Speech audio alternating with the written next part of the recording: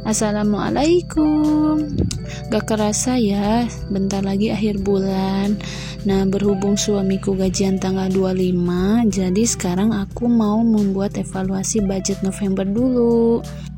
Sebenarnya aku sudah pesimis sih kalau bulan ini bakalan minus, karena benar-benar banyak banget biaya tidak terduga yang terjadi di bulan ini.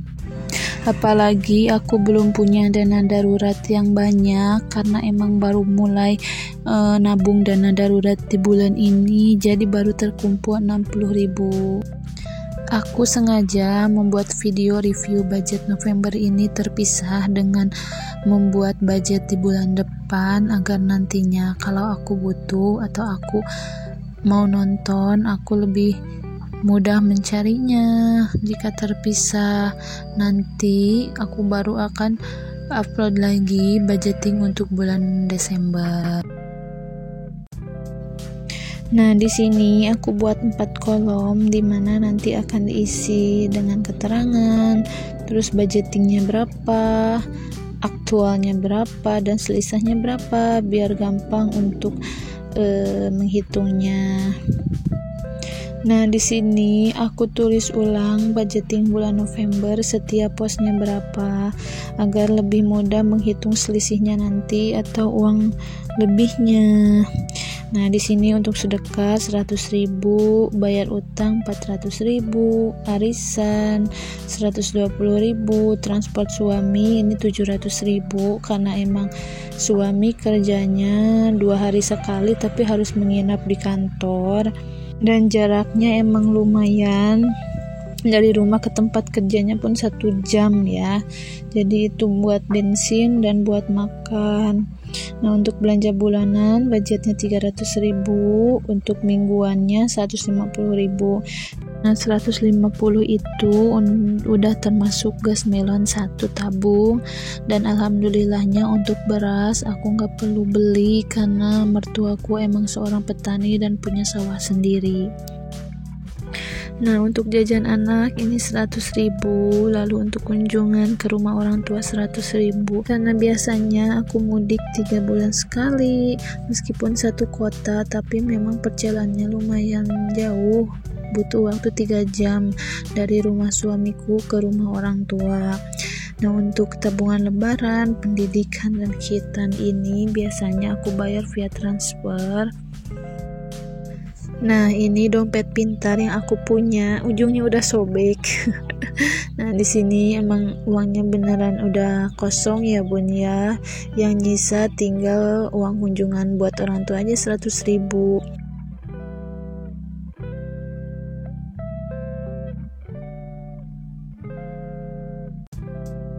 Nah, untuk sedekah, hutang, dan arisan biasanya aku bayar juga via transfer. Gak ada selisih ya, habis semuanya, termasuk juga transport suami karena itu emang jatah suami setiap bulannya. Sekalipun kalau ada sisa berarti itu kan hak dia ya. Nah, untuk kuota dan listrik sama 170.000. Sementara untuk belanja bulanan budgetnya 300.000 tapi hanya belanja 200.000, jadi aja sisa 100.000, alhamdulillah. Untuk belanja minggu ke-1 juga sama, ada sisa 21.500.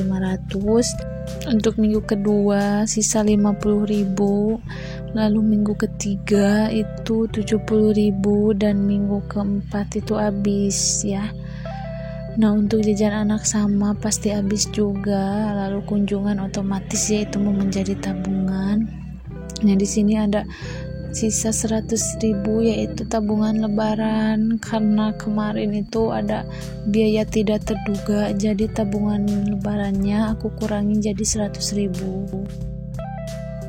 Nah, jadi total pengeluaran aku bulan ini itu 3.158.000. Otomatis ada sisanya yaitu 341.500. Sebenarnya alhamdulillah masih ada sisanya karena biasanya bulan-bulan sebelumnya itu habis tak bersisa. Sayangnya di bulan ini banyak banget biaya tidak terduga yang tidak aku siapkan, jadi uang selisih ini, sisa dari pengeluaran ini terpakai juga. Nah, di sini aku itu lupa kalau punya laundryan yang belum diambil, dan itu nggak aku buat budgetingnya, jadi harus pakai bersisa uang ini untuk biaya laundry selimut dan bed cover itu 70.000. Lalu kemarin di bulan lalu itu aku pernah ikut PO baju gamis gitu, yang awalnya itu dia janjinya estimasi ready-nya itu akhir Desember, ternyata akhir November itu udah jadi dan itu harus dibayar. Nah, lalu ada lagi amplop kematian, kalau aku nyebutnya itu di sini ngelayat ya, atau takziah kalau bahasa Indonesianya. Jadi di bulan ini tuh ada 2 orang yang meninggal, otomatis kan aku juga harus sedikit membantu dan bertakziah ke sana ya. Lalu yang terakhir ini makan di luar atau jajan di luar 100.000. Nah, total biaya tidak terduga ini yaitu 490.000. Nah, kemarin itu aku sempat pinjem uang bisnis aku dulu untuk menutupi kekurangannya. Karena di sini kan biaya tidak terduganya itu 490. Sementara uang sisa dari pengeluaran bulan ini itu 341.500. Jadi pasti minus lah ya, kurang 148.500. Nah, ini jadi hutang juga ya Bun ya, 148.000 yang harus aku bayar nanti ke uang bisnis aku. Nah, di sini aku sadar pentingnya punya dana darurat itu seperti ini Bun. Jadi untuk amplop kematian itu kan bisa kita ambil dari dana darurat ya. Nah, di sini aku juga belajar agar lebih bijak lagi membedakan mana keinginan dan mana kebutuhan. Contohnya membeli baju seperti ini kan belum terlalu butuh. Nah, semoga kedepannya aku bisa memperbaiki budgeting bulanan agar aku nggak menambah hutang lagi dan membedakan mana kebutuhan dan keinginan. Semoga bulan depan gak minus, gak nambah hutang, dan sisanya masih banyak. Terima kasih sudah menonton video ini. Assalamualaikum.